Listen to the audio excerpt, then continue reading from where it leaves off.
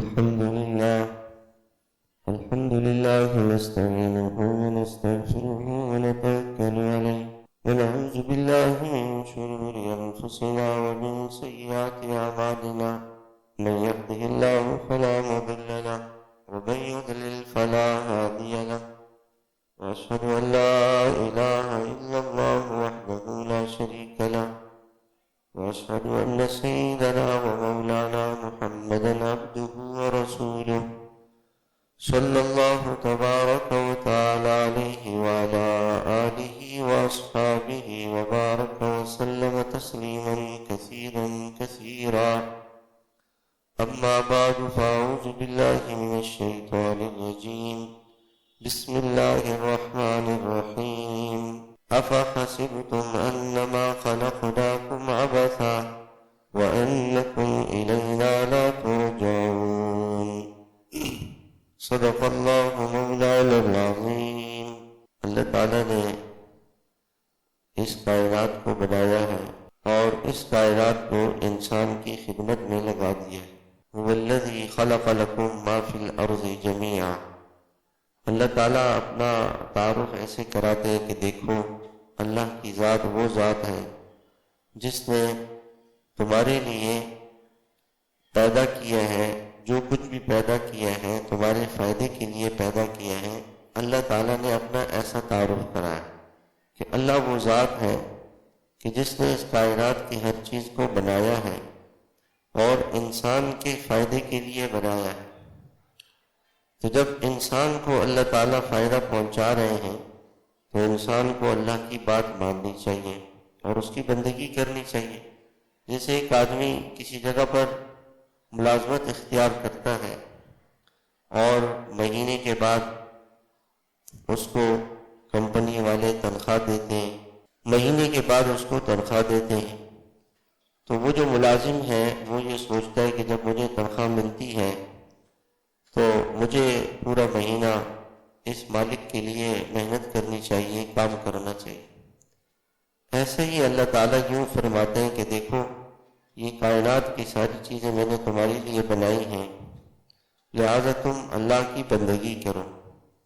وَسَخَّرَ لَكُم مَّا فِي السَّمَاوَاتِ وَمَا فِي الْأَرْضِ جَمِيعًا مِّنْهُ. اور جو کچھ آسمانوں میں ہے اور جو کچھ زمینوں میں ہے وہ سارا کا سارا تمہاری خدمت میں لگا دیا. آسمان اور زمین کے اندر جو مخلوقات ہیں وہ انسان کی خدمت میں لگے ہوئے ہیں. اگر سورج انسان کو فائدہ نہ پہنچائے، چاند ستارے انسان کو نفع نہ پہنچائیں، بارشیں نہ ہوں، ابھی جیسے ہمارے ملک میں بارشیں اس سال نہیں ہوئی ہیں، پانی کی سطح بہت کم ہو گئی ہے، گندم کی فصل خراب ہونے کا خطرہ ہے. یہ جتنی ہماری ضرورتیں ہیں ان ضرورتوں کو پورا کرنے کا انتظام اللہ کرتے ہیں. تو جس اللہ تعالیٰ نے آسمان اور زمین کے سارے نظام کو انسان کے لیے بنایا، آخر انسان کو کس لیے بنایا یہ بھی انسان کو سوچنا چاہیے کہ مجھے اللہ نے کس لیے بنایا.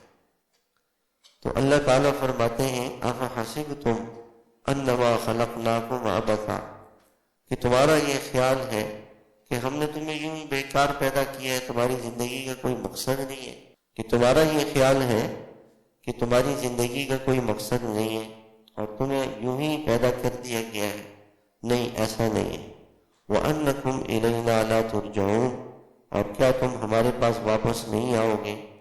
اللہ تعالیٰ نے انسان کو اس دنیا میں ہمیشہ رہنے کے لیے نہیں پیدا کیا.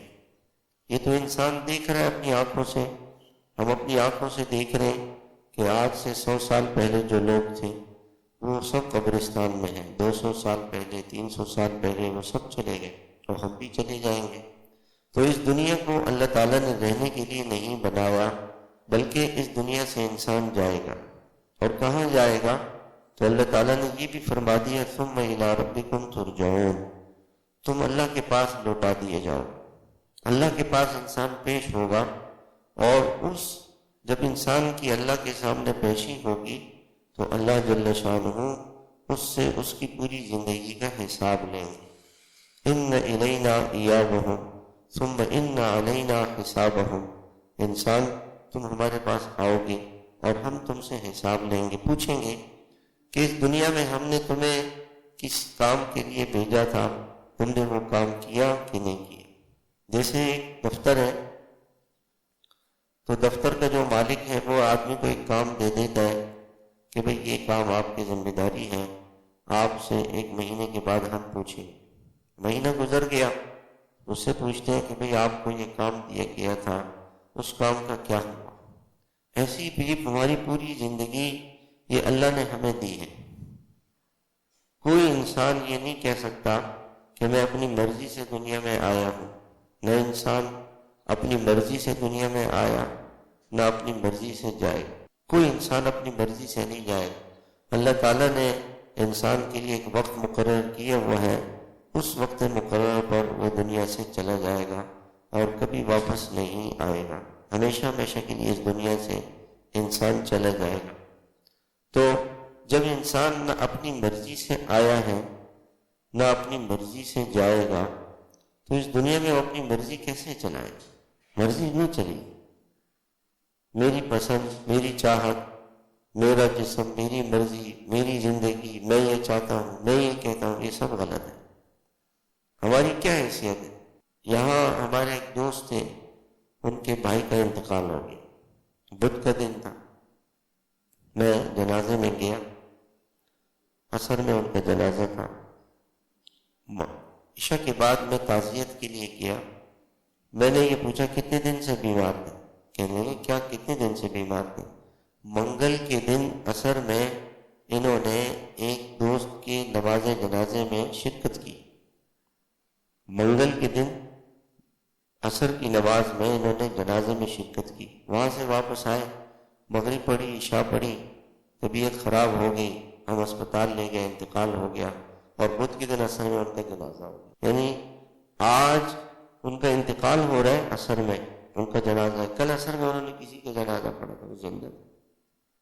24 گھنٹے کیا چند لمحے پہلے انسان کو پتہ نہیں کہ اس کے ساتھ کیا ہونے والا ہے۔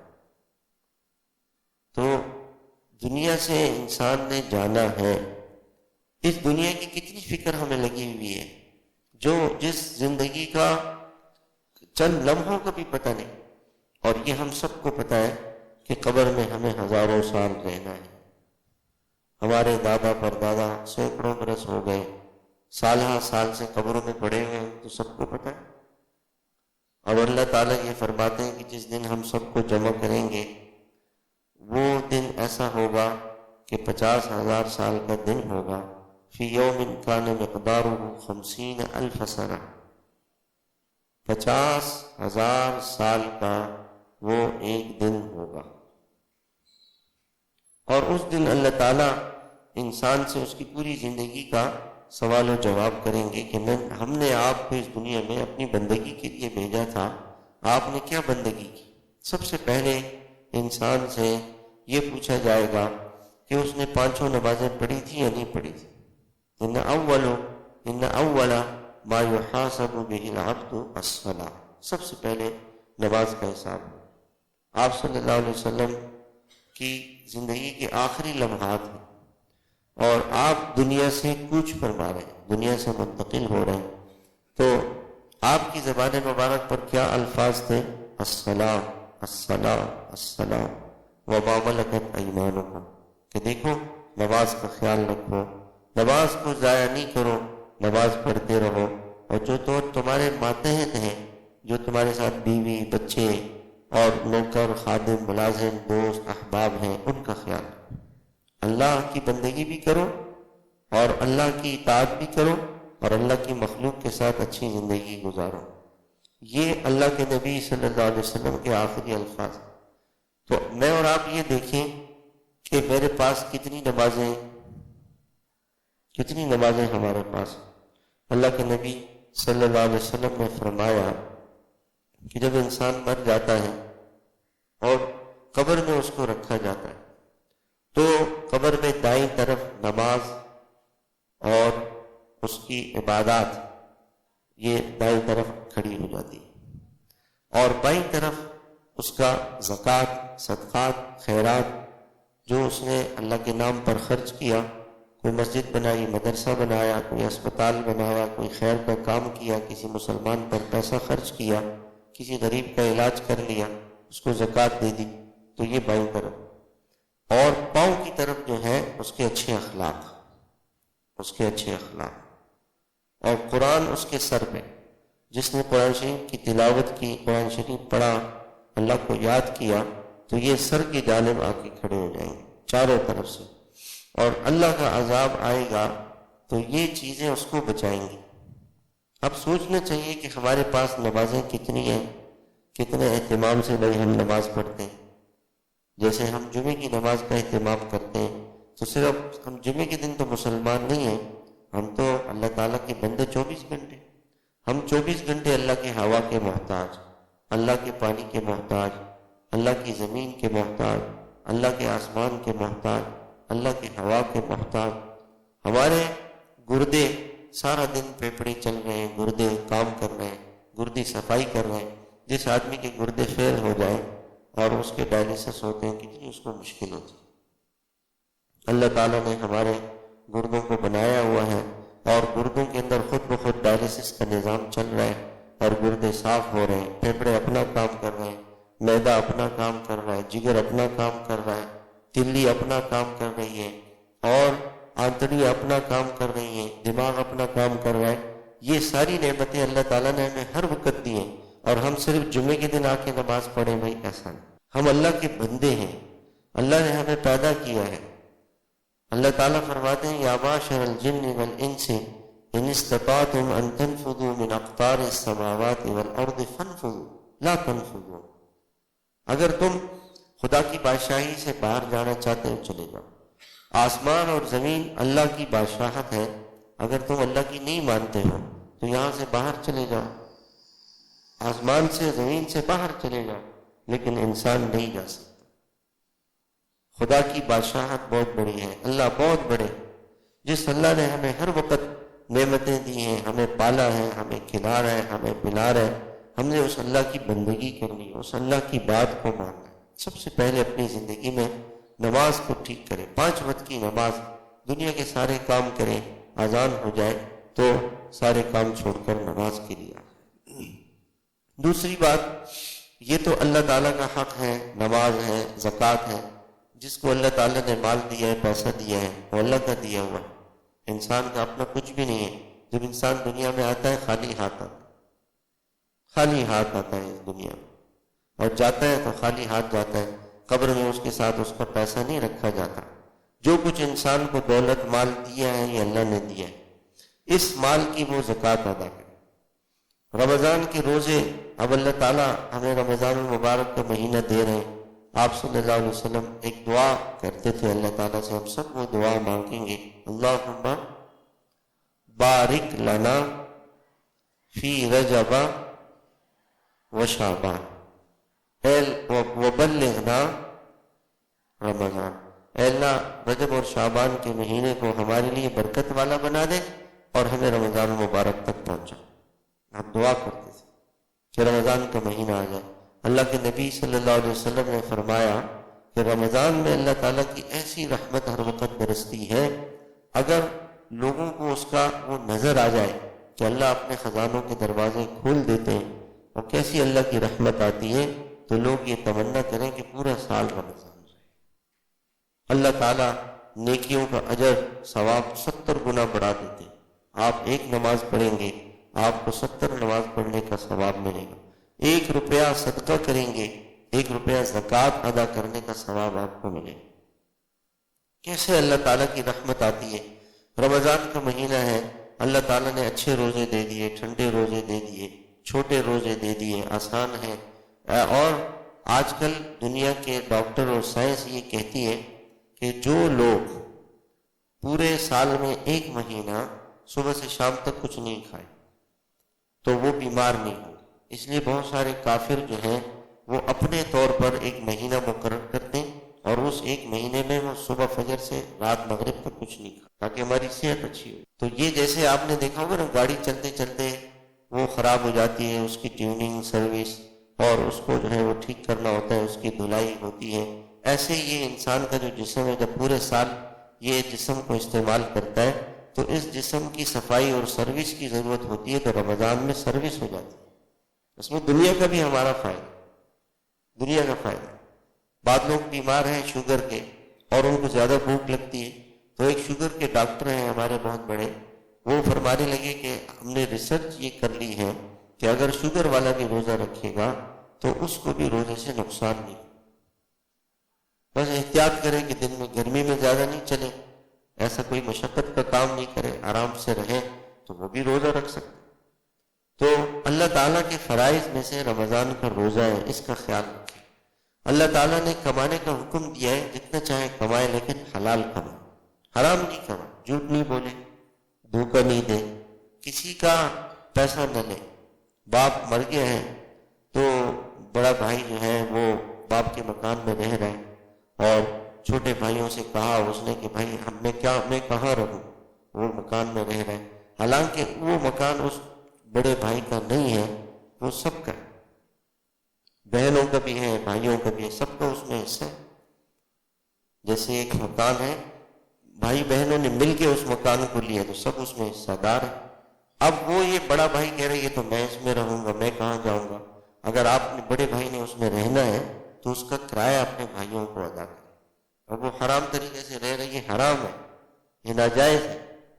لوگ کیا ہوتا ہے، باپ کا انتقال ہو جاتا ہے تو بیٹیوں کو، جو بہنیں ہوتی ہیں بھائیوں کی بہنیں، مرنے کے بعد باپ مر گیا، بھائی بہن رہ گئے، بیٹے بیٹیاں رہ گئے، تو یہ سارا جو کچھ باپ کا ترکہ ہے، جائیداد ہے، زمینیں ہیں، پیسہ ہے، یہ تقسیم ہوگا، میراث، اس کو میراث میں تقسیم کیا جائے۔ لوگ کیا کہتے ہیں، جی ہم نے اپنی بہنوں کی شادیاں کرا دی تھی، ان کو حصہ نہیں ملا۔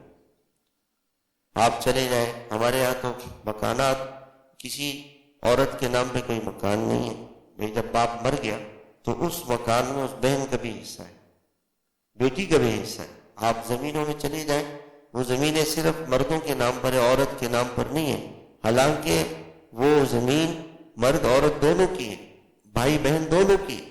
یہ اللہ کا کتنا بڑا حکم ہے۔ بعد میں لوگ کہتے ہیں کہ آپس میں بہن بھائی ہے، کیا تقسیم کرنا ہے، بعد میں اس پہ لڑائیاں ہوتی ہیں۔ اگر آپ مدرسے میں چلے جائیں، دارالعلوم میں چلے جائیں، ہمارے مدرسے میں دارالافتاء ہے، یہاں پہ لوگ آتے ہیں مسائل پوچھتے ہیں، تو سب سے زیادہ مسائل کس چیز کے آتے ہیں، آپس میں جھگڑوں کے، کہ اب باپ کا انتقال ہو گیا ہے 10 سال پہلے اور اب میراث تقسیم نہیں ہوئی، اب کیسے تقسیم کریں، بیچ میں ایک اور بھائی کا بھی انتقال ہو گیا، ایک بہن کا بھی انتقال ہو گیا، تو یہ مسائل ہیں، بہت سارے مسائل ہیں۔ تو میرے محترم بھائیوں، حلال کمائے انسان چاہے تھوڑا ہو۔ آپ کو میں ایک وہ بتا دیتا ہوں پیمانہ، کیسے پتہ چلے گا کہ آپ کے گھر میں حلال آ رہا ہے کہ حرام آ رہا ہے۔ اگر آپ کا دل بے چین ہے، آپ پریشان ہیں، آپ کا دل نماز پڑھنے کو نہیں چاہ رہا ہے، نیکی کرنے کو نہیں چاہ رہا ہے، تو آپ کے پیٹ میں کہیں نہ کہیں سے حرام پیسہ آ رہا ہے، یہ اس کی نشانی۔ حرام پیسہ جھوٹ کا، دھوکے کا، سود کا، چوری کا، ڈاکے کا، یہ جو پیسہ ہے یہ انسان کو بے چین کر دے، اس کی زندگی میں کبھی سکون نہیں ہوگا، چاہے ساری دن نمازیں پڑھے، حج کرے اور عمرہ کرے، رمضان میں روزے رکھے اور اعتکاف بھی کرے گا، اس کے دل کو سکون نہیں ہوگا جس کے پیٹ میں حرام جا رہا ہے۔ اس کی بہت زیادہ فکر کرے۔ اللہ کے نبی صلی اللہ علیہ وسلم نے فرمایا، جس کے پیٹ میں ایک لقمہ بھی حرام کا چلا گیا، ایک لقمہ، تو 40 دن تک اس کی نماز، اس کا روزہ، اس کی کوئی عبادت قبول نہیں، اس کی کوئی نیکی قبول نہیں۔ اس کی مثال ایسی ہے جیسے ایک لقمہ زہر کا کسی نے کھا لیا، اس کا پورا جسم ختم ہو جائے، مر جائے۔